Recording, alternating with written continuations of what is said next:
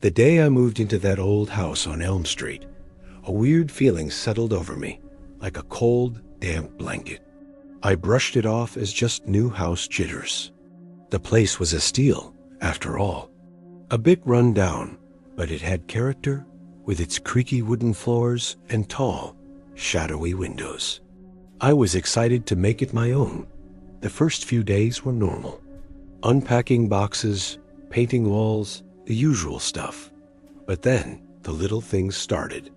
It began with the lights. They'd flicker, not just in one room, but all over the house, sometimes in a strange, rhythmic pattern.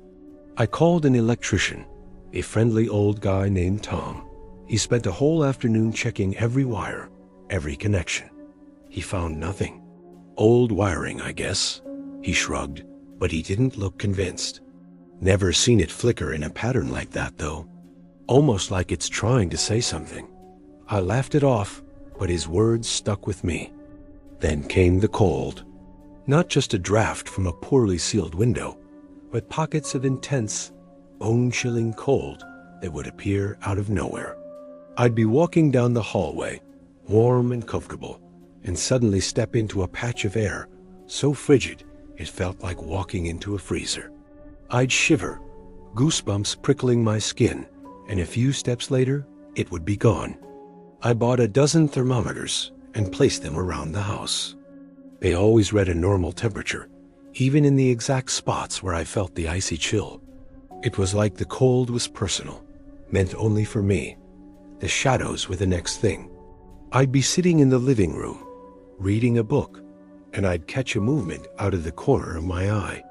A shadow in the doorway, darker than the surrounding gloom, would seem to lengthen or shift just for a second.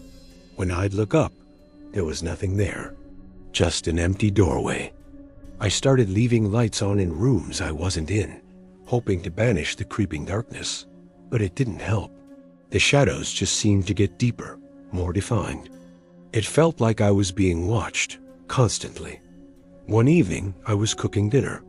The house was quiet, except for the sizzle of vegetables in the pan.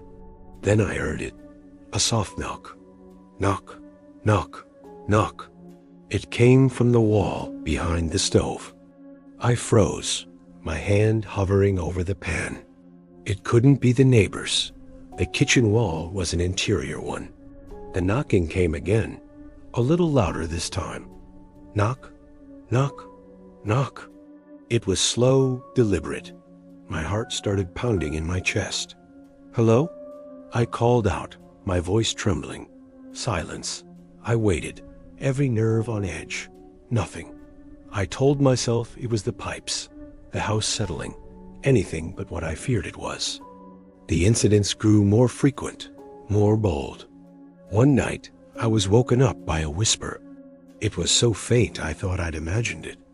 It sounded like a child, a little girl, saying a single word. Cold. I sat bolt upright in bed, straining to hear.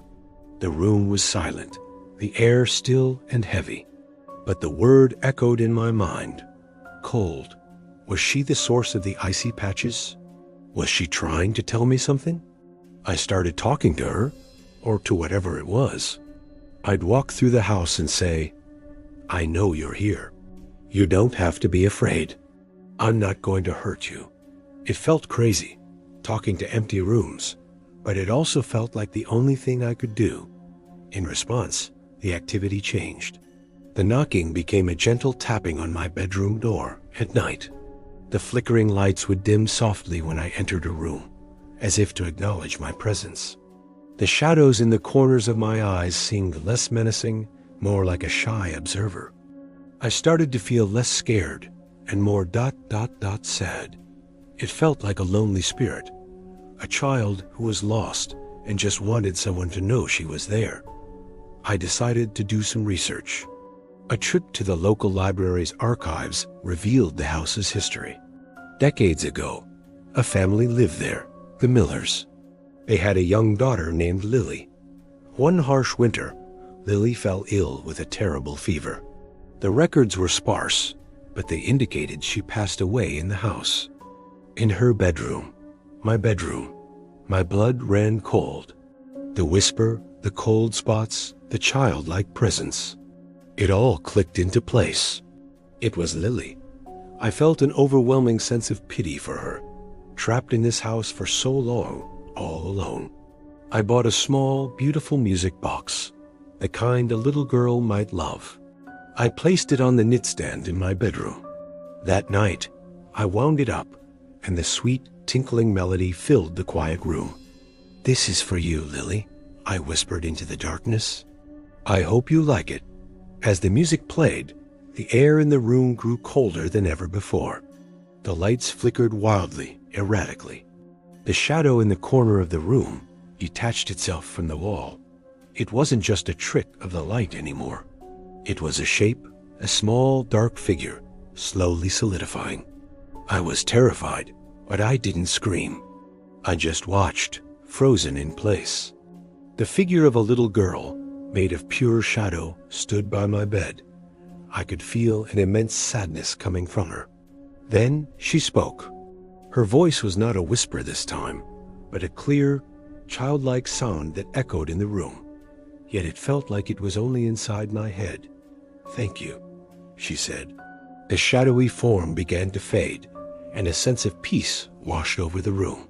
The cold dissipated. The lights steadied. For the first time since I moved in, the house felt truly quiet. It felt empty. I cried, partly from relief, partly from the lingering sadness. Lily was gone. She was finally at peace. For weeks, the house was perfectly normal. No flickers, no cold spots, no shadows. I started to relax, to finally feel at home. I thought the haunting was over. I was wrong. One rainy Saturday, I was cleaning out the attic, a space I hadn't dared to venture into before. It was dusty and filled with forgotten junk. In a dark corner, under a stack of old newspapers, I found a small leather-bound diary. The name on the inside cover read, Arthur Miller, Lily's father. My hands shook as I opened it. His entries were filled with grief over Lily's death. But as I read on, the tone changed from grief to paranoia, then to sheer terror. He wrote about the same things I had experienced. The flickering lights, the cold, the whispers. He was convinced Lily's ghost was haunting them.